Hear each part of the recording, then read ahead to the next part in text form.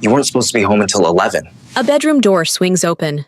A woman stands in the doorway, still frozen, her hospital scrubs still on, shoes dangling from one hand. In the bed, two figures, rumpled sheets. A man sitting up, his face not guilty, annoyed. Beside him, a woman pulling the sheet to her chin, eyes wide. The woman in the doorway doesn't scream, doesn't move. Her eyes say everything. 4 seconds of silence. Then, she found him in an alley behind the Gangnam Fish Market at 11:47 p.m. on a Tuesday. Face down, suit torn, blood pooling beneath him in a shape that was getting wider by the second. Any sane person would have kept walking. Seoul at midnight was not a place that rewarded curiosity, especially not in that part of Gangnam. Especially not when the man bleeding on the ground had a tattoo crawling up his neck that told a very specific story to anyone who knew how to read it. Amara didn't know how to read it. She just saw a man dying. So she knelt in the rain, pressed both hands against the wound in his side, and said, in broken Korean that would have made her language tutor cry, "Don't die. I can't afford to be a witness to anything right now." The man's eyes opened, dark, focused. The kind of eyes that looked at people the way chess players looked at boards. He stared at her for 3 full seconds. Then he said, in perfect English, "You're ruining your dress." She looked down. He was right. The only dress she had left, the one she'd been wearing for 3 days because everything else she owned was locked inside an apartment she could no longer access, was now soaked in a stranger's blood. "I don't care about the dress," she said. "You should," he said. And then his eyes closed. 20 minutes later, in the emergency ward of Seoul National University Hospital, a doctor would look at Amara and say, "He needs blood. B negative. We're out. It will take 40 minutes to get more from the blood bank." "I'm B negative," Amara said. The doctor looked at her. "You know this man?" "No." "You want to give blood to a stranger?" Amara looked through the glass at the man on the table. Pale. Still. The monitors beeping in patterns she didn't understand but could feel were wrong. "He's not going to have 40 minutes," she said. "Take mine." She did not know his name. She did not know that the 12 men who had just arrived in the hospital lobby, silent, suited, and radiating the kind of energy that made the security guards step aside without being asked, worked for him. She did not know that the man whose blood was now being replaced by hers controlled more of Seoul than the people who ran it officially. She didn't know any of that. She just knew he was dying and she could help. And that was enough. Subscribe right now and buckle in, because this story is about to ruin every other story you hear this week. Let's go. 3 days before that alley, Amara Osi had a life. Not a glamorous life, not a wealthy life, but a real one, built with her own hands, on her own terms, in a city that hadn't made it easy.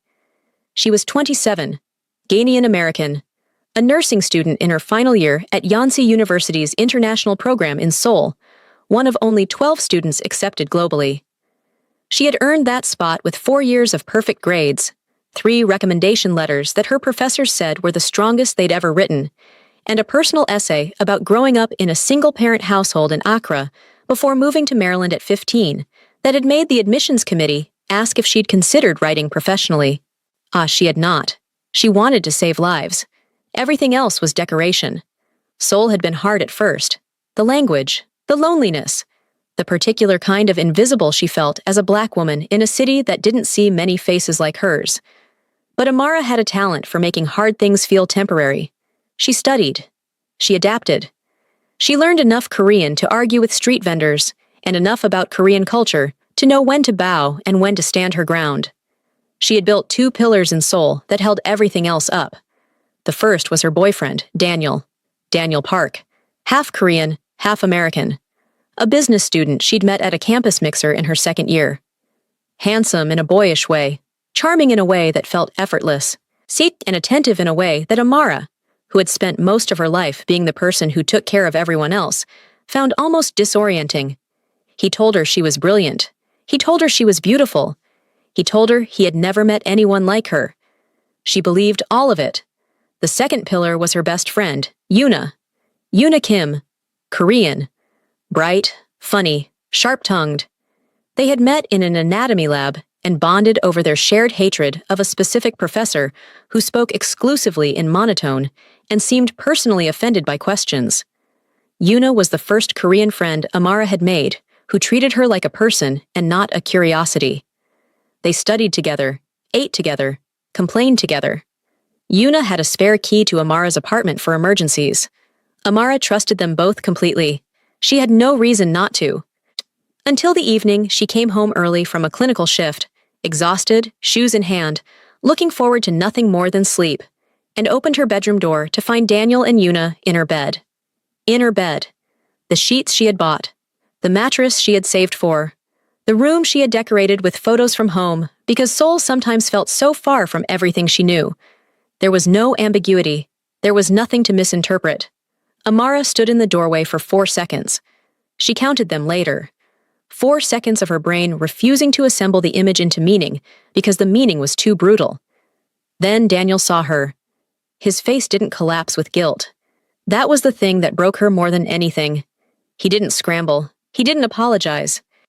He looked at her with an expression that was closer to inconvenience than shame, and said, "You weren't supposed to be home until 11. Not. I'm sorry. Not. This isn't what it looks like. Just, you weren't supposed to be home." As if the betrayal was fine. As if the only problem was the scheduling. Yuna at least had the decency to look horrified. But she didn't speak.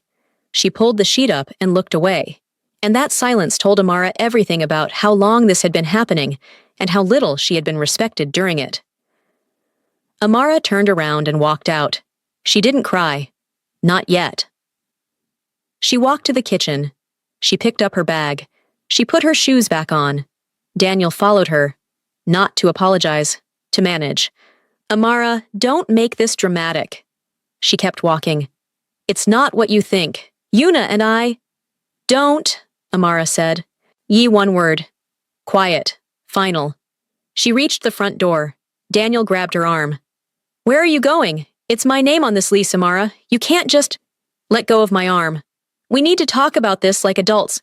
You need to let go of my arm." He didn't let go. He tightened his grip. And then he said the thing that showed her exactly who he had always been beneath the charm. "What are you going to do, Amara? Go where? You have nothing without me. You're a broke student in a country that isn't yours. Everything you have here, this apartment, your tuition support, your friends, it all runs through me." She looked at his hand on her arm. She looked at his face. "Let go," she said for the 3rd time. He let go, but he opened the door for her, not out of courtesy, but as a statement. A man holding a door open for someone he was throwing away. "Leave your key," he said. She put the key on the counter. She walked out with her bag, her phone, and the clothes on her back. Behind her, she heard Yuna say something in Korean to Daniel. She didn't hear what. She didn't want to. Her phone buzzed with messages from Daniel. Not apologies, but logistics. He wanted her to arrange a time to collect her things. He wanted her to be mature about this. He wanted her to know that Yuna felt terrible and hoped they could all move forward. Amara blocked his number after the 7th message. She called the 3 friends she had in Seoul besides Yuna. The first didn't answer. The second said she was sorry, but her apartment was too small. The third, a classmate named Jisoo, answered on the first ring and said, "Come here. Hey, stay as long as you need." But Jisoo's apartment was a studio the size of a generous closet, and Amara knew she couldn't stay more than a night or 2 without making Jisoo's life impossible. She slept on Jisoo's floor for 2 nights. On the 2nd day, she went back to Daniel's apartment. Their apartment, she had to stop calling it that, to collect her things. The locks had been changed. She called Daniel. He didn't answer. She called Yuna. The number was disconnected. Amara stood outside the door of the apartment that contained her textbooks, her laptop, her clinical uniforms, her savings documents, her mother's necklace, the gold chain her mother had given her before she left Accra, the one thing she owned that had no price. And she understood, fully and finally, that Daniel had never loved her. He had managed her. And now he was managing her out. She contacted the building management. They told her the lease was in Daniel's name. She had no legal claim. She could pursue it through the courts, but that would take months. She didn't have months. She had 9 days until her next clinical rotation. She had 400,001 in her account, about $300. She had no laptop, no textbooks, no uniform. And on the third evening, the evening she found herself walking through Gangnam in the rain in the only dress she still owned, because she'd worn her last clean clothes twice already. She was not thinking about any of that. She was thinking about whether her mother would be disappointed in her, not for losing the apartment, not for the betrayal, for choosing a man who would treat her this way. Well, that was the thought in her head when she turned into the alley behind the fish market and saw a man lying in his own blood. Every survival instinct she had said walk away. A man bleeding in an alley in Gangnam at midnight was not a man who got there by accident. The tattoo on his neck, the quality of his suit, torn and bloodied, but unmistakably expensive.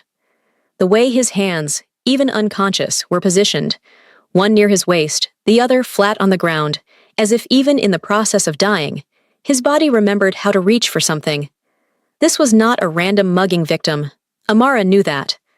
She knelt anyway, because she was a nursing student 8 months from graduation, and there was a man losing blood faster than his body could compensate. Ween and the part of her brain that had spent 4 years learning how to keep people alive did not have an off switch. She assessed. Stab wound, left lateral abdomen. Deep but not, she hoped, organ deep. Significant blood loss, pulse rapid and weakening. She pulled off her cardigan, folded it, and pressed it hard against the wound. The man's eyes opened. That exchange, the dress comment, her response. And then he was gone again. Unconscious. Amara called emergency services. Her Korean was shaky but functional enough. Then she waited. In the rain. Holding pressure on a stranger's wound. Talking to him even though he couldn't hear her, because her trauma nursing professor had told her once that unconscious patients can sometimes anchor to a voice, and she figured it couldn't hurt. "You're going to be fine," she said. "The ambulance is coming. You have very expensive taste in suits, so you clearly have a reason to live. Stay with me." She talked about nothing, about the rain, about how Seoul smelled different at night, about how she needed to find a laundromat tomorrow. She talked because if she stopped talking, she would think about Daniel and Yuna and the necklace and the locks and the $300, and she could not afford to break down right now because someone needed her hands to be steady. The ambulance arrived in 11 minutes. At the hospital, the chaos was immediate. The medical team took over. Amara stood in the corridor, blood on her hands and her dress and her knees, and answered questions from a nurse who kept looking at her with an expression that mixed concern with something else. Something Amara couldn't quite place.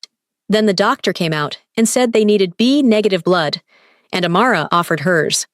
The transfusion took 40 minutes. Amara sat in a chair with a needle in her arm and watched her blood travel through a tube toward a man she didn't know, and she thought, "This is the most useful I've felt in 3 days." When it was over, a nurse gave her juice and crackers and told her she should rest. Amara nodded. She stood up.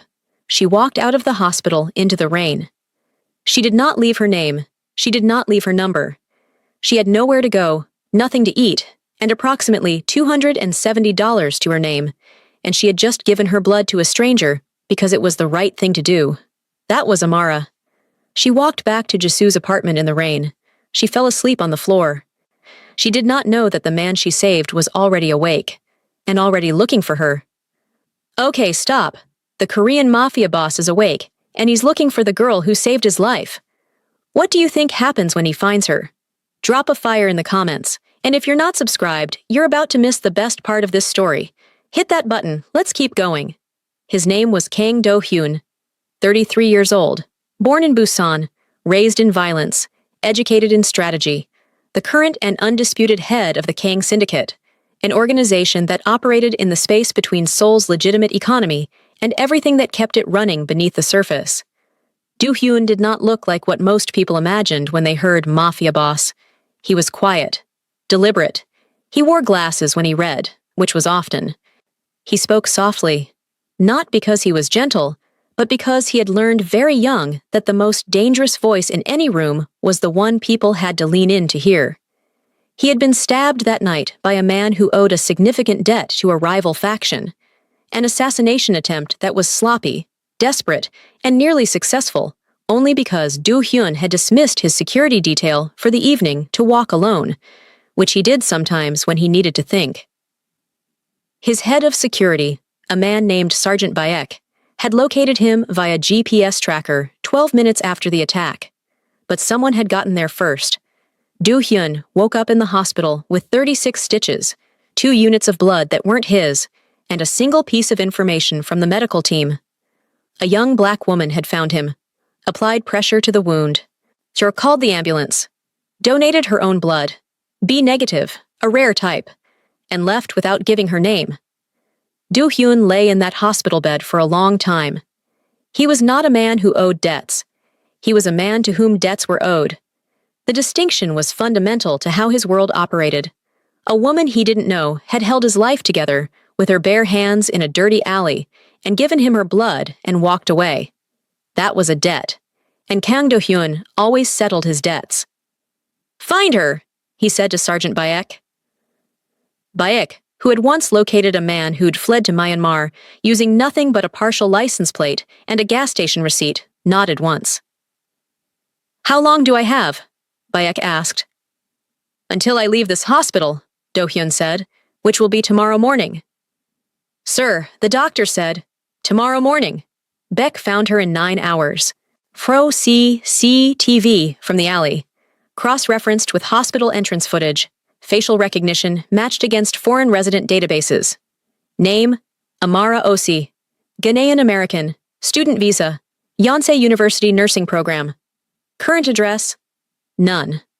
Beck frowned at that. He dug deeper. Lease termination at a Gangnam apartment 3 days prior. No forwarding address. No active bank cards used since. No social media activity. Beck, who was not a man given to emotion, felt something shift in his assessment. He brought the file to Do-hyun. Do-hyun read it in silence. Then he said, "She's homeless." "Effectively, yes. The woman who saved my life is sleeping on someone's floor with $300 and no belongings. That appears to be the situation." Do-hyun closed the file. He was quiet for a very long time. "No," then he said, "find out who did this to her. Find out everything, and prepare the Hanamdong residence." Beck understood. The Hanamdong residence was a property Do-hyun maintained for people under his protection. It had never been offered to someone outside the organization. "Sir," Beck said carefully, "she's a civilian." Do-hyun looked at him. "She held my organs inside my body with a folded cardigan," he said. "She is whatever I decide she is." The next morning, Amara woke up on Jisu's floor with a headache from the blood donation and a text from the university financial office informing her that her tuition support, which had been partially guaranteed by Daniel's family connection to a scholarship fund, was under review. She sat on the floor and stared at that message for a long time. Then she got up, washed her face in Jisu's tiny sink, put on the same dress, and heard a knock at the door. Jisu was at class. Amara almost didn't answer. She answered. A man stood in the hallway, tall, military posture, suit that cost more than her tuition, face that looked like it had been patient about everything for a very long time and had gotten extremely good at it. "Miss O.C.?" he said. In English, with a slight bow that was more formal than anything she'd experienced in Seoul. "Yes? My name is Bayek. I work for the man whose life you saved 2 nights ago." Amara blinked. "He would like to see you," Beck said, "if you're willing." Is he okay?" The doctor said. "He is recovering. He would very much like to thank you personally." Amara looked down at her dress, stained, wrinkled, the only thing she owned. "I'm not exactly dressed for Miss Ose," Beck said, and something in his voice was almost gentle.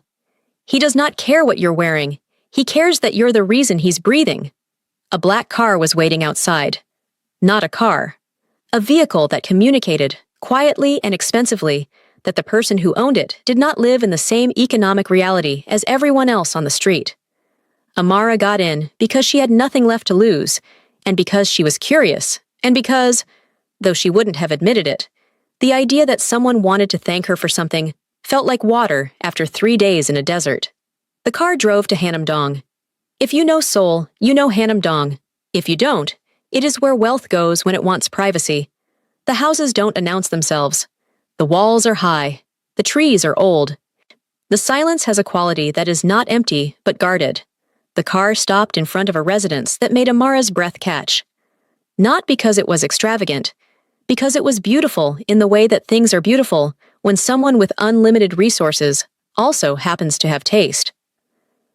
She was led inside, down a hallway with art she didn't recognize but could feel was important, into a room with floor-to-ceiling windows that overlooked Seoul like a painting. And there, sitting in a chair by the window, dressed in a black shirt, reading glasses on, a book in his hand, stitches visible at the edge of his collar, was the man from the alley. He looked different alive. He looked like someone who had been put in charge of something enormous and had decided to take it seriously. He looked up, removed his glasses, stood, slowly, because the stitches, and faced her. "You left without telling me your name," he said. "You were unconscious," she said. "I'm not unconscious now." "Amara," she said. "Amara Osi." He nodded, like he was filing it somewhere permanent. "I'm Kang Do-hyun," he said, "and I owe you something that I'm not sure I know how to repay." "You don't owe me anything," Amara said. "You were dying. I helped. That's what you do." Do-hyun studied her. The way she stood, dignified despite the stained dress. The way she spoke, direct, without performance. The fact that she had just told a man who controlled half of Seoul's underground economy that he didn't owe her anything and meant it. "Sit down," he said. "Please." She sat. "Sergeant Bayek tells me you're a nursing student." "Final year?" "He tells me your living situation has recently become, complicated." Amara's jaw tightened. "I'm handling it. He also tells me that the person responsible for your situation is a man named Daniel Park." Silence. "I don't need you to handle Daniel," Amara said quietly. "I need to handle my own life." Do-hyun looked at her for a long moment. "I'm not offering to handle Daniel," he said. "I'm offering you the guest residence in this house, fully furnished, private entrance, no conditions, no obligations, until you finish your degree and can stand on the ground you choose. Why? Because you knelt in the rain and saved my life with a folded cardigan and then walked away like it was nothing." He paused. "It was not nothing." Amara looked at the room, at the windows, at Seoul spread below like a promise. "I can't accept this," she said. "You can," he said. "The question is whether you will.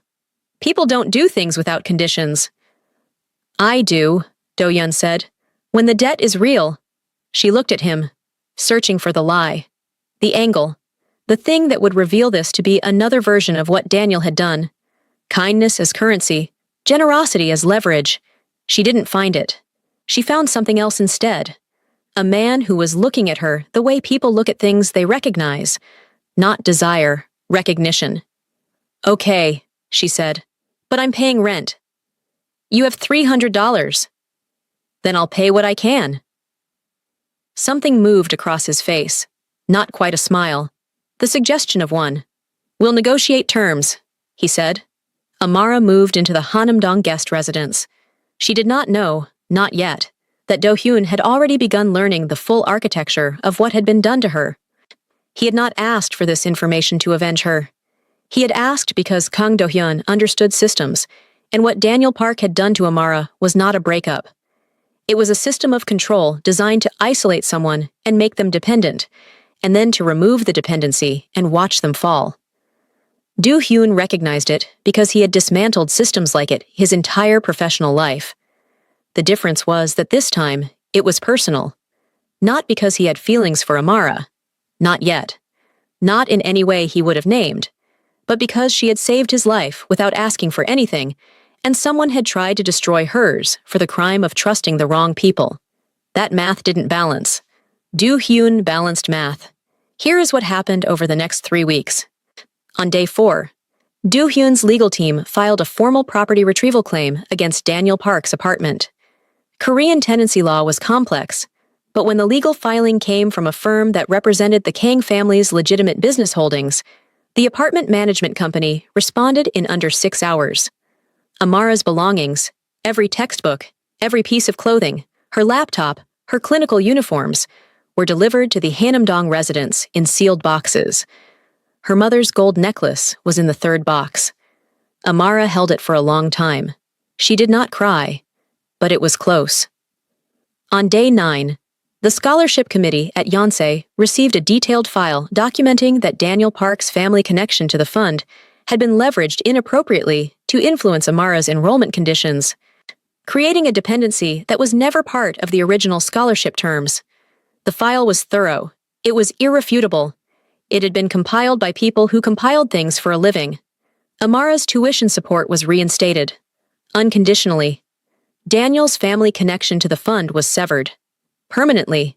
On day 14, Daniel Park arrived at his favorite restaurant in Gangnam for dinner with Yoona. They were seated. They ordered. The food arrived. Then the manager appeared at the table and said, very politely, that the restaurant would no longer be able to serve Mr. Park. Tonight or any future night. Daniel laughed, asked if it was a joke. It was not a joke. He tried 2 more restaurants that week. Same response. Then a bar. Same. Then a club. Same. So Daniel Park began to notice that Seoul, the city he had always moved through with the ease of someone who belonged, was becoming unfamiliar. Doors that had been open were closing. Not loudly, not dramatically, just closing. He did not connect this to Amara. He should have. On day 19, Yoona Kim received a notification that her internship placement at Samsung Medical Center, the placement she had secured through a recommendation from a professor who owed Daniel's father a favor, had been rescinded due to revised evaluation of candidate qualifications. She called Daniel. Daniel called his father. His father called someone. That someone called someone else. That someone else said, "I can't help you. I would strongly recommend your son stop drawing attention to himself." When Daniel's father asked why, the line went quiet for a long time. Then, because the attention he's drawing is from someone who doesn't lose interest. On day 22, Daniel Park's business internship at a Gangnam real estate firm was terminated. The reason given was restructuring. The actual reason was that the firm's largest client, a property development company with connections to the Kang Syndicate's legitimate holdings, had made a phone call. One phone call. Daniel's career in Seoul real estate ended with one phone call. Amara learned about some of this, not all. She learned because she was intelligent and observant, and because when Daniel texted her from a new number, not to apologize, but to accuse her of telling people things, she understood that something had shifted in the landscape around her. She went to Do-hyun. "Did you do something to Daniel?" she asked. Do-hyun was reading. He removed his glasses. "Define something. His restaurants won't serve him. His internship was terminated. Yoona's placement was rescinded. That sounds unfortunate." "Do-hyun." He looked at her. "He locked you out of your home. He took your belongings. He endangered your education. He left you with nothing in a foreign country." A pause. "I didn't do anything to Daniel that Daniel didn't architect for himself. I simply made sure the consequences found the correct address.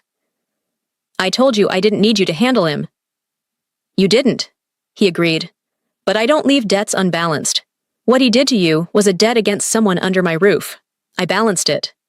I'm not under your roof because of—" "You're under my roof because you saved my life," he said. "Everything else is separate." Amara looked at him. She wanted to be angry. She couldn't quite get there, because the man sitting in front of her, who had dismantled her ex-boyfriend's comfortable life with the efficiency of someone rearranging furniture, was looking at her with an expression that was not possessive, not controlling, not proud of what he'd done. He looked like a man who had corrected an error in a system and was waiting to see if the system agreed. "You can't just destroy people's lives because they hurt someone you know," she said. "I can," he said simply. "The question is whether I should have, and I believe I should have. That's not your decision to make." "Then I made the wrong one," he said. and I will accept whatever you decide about that. The simplicity of it disarmed her. No justification, no ego, just accountability. She sat down across from him. Don't do it again without telling me first, she said. Agreed. And I'm still paying rent. That almost smile again. Your rent is currently 4 months overdue. I've been busy. I know, he said. You've been saving lives, as usual. It did not happen quickly. Do-hyun was not a man who moved quickly in matters that mattered, and Amara was not a woman who trusted quickly, not anymore. But something grew in the space between them. It grew in the mornings, when Amara studied in the garden, and Do-hyun sat 3 rooms away, pretending to work, but actually listening to her read pharmacology notes aloud, because she said it helped her memorize. It grew in the evenings when she cooked Ghanaian food in the Hanamdong kitchen, jollof rice, kelawale, groundnut soup, and Do-hyun appeared in the doorway like a man who had been summoned by something he couldn't name, and said every single time, I wasn't hungry, but now I am. It grew when she stitched a cut on his hand one evening. Occupational hazard, he said vaguely, and he watched her work with the focus of someone memorizing something they never wanted to forget. It grew when she graduated, top of her class, honors distinction, the only international student in the program's history to receive a perfect clinical evaluation. Do-hyun was in the audience. He had never attended a graduation ceremony in his life. He had people who attended things for him, but he sat in the 3rd row of the Yonsei Auditorium in a suit that cost more than most of the cars in the parking lot, and when Amara's name was called, he stood. He was the first person to stand. Sergeant Bayek, sitting beside him, later told Amara that in 14 years of service, he had never seen Do-hyun stand for anything. He stands for you, Beck said. Simply, like it was a fact about the weather. 3 months after graduation, Amara was working at Seoul National University Hospital, the same hospital where she had given her blood to a stranger. She had her own apartment now, paid for with her own salary. She had insisted on leaving the Hanamdong residence because she needed to know she could stand alone. Do-hyun had understood. He had not argued. He had sent a plant to her new apartment, a small one, with a note that said, it needs sunlight and attention, but it's harder to kill than it looks, like most things worth keeping. Amara had read the note 3 times. She had put the plant by the window. It was still there 6 months later, when Do-hyun arrived at her door on a Tuesday evening, unannounced, which he never did, and stood in her hallway, looking more uncertain than she had ever seen him. I need to tell you something, he said. Are you hurt? No. Is someone after you again? No, this is... He paused. Kang Do-hyun, who had negotiated with arms dealers and faced down rival syndicates and once talked a man out of execution using nothing but his voice, could not finish a sentence. Do-hyun, I'm in love with you, he said. I have been for a long time, and I don't know what to do about it because you're the only thing in my life I'm not willing to get wrong. Amara looked at him, the man who had given her shelter when she had nothing, who had returned her mother's necklace without being asked, who had dismantled the life of the man who hurt her and then accepted her anger about it without flinching, who had stood up at her graduation because he couldn't physically remain seated while the world recognized what he had already known. Come inside, she said. Is that... Come inside, Do-hyun. He came inside. The plant was by the window, alive, thriving, like most things worth keeping. And that is what happens when you try to destroy a woman who was built to survive. She doesn't just survive. She saves the life of the most powerful man in Seoul, and he spends the rest of his making sure the people who broke her understand exactly how badly they miscalculated. Daniel thought he threw away a broke student. He threw away the woman a Korean mafia boss would burn his empire down for. If this story hit different, smash that like button. One tap tells me to keep making stories like this. Subscribe if you're not part of the family yet, because we're just getting started. Comment below. What was your moment? The blood donation? The karma? The graduation? That final scene? Tell me. I read every single comment. Share this with someone who needs to hear that giving when you have nothing is never wasted. The right person is always watching. I'll see you in the next one. Don't be late.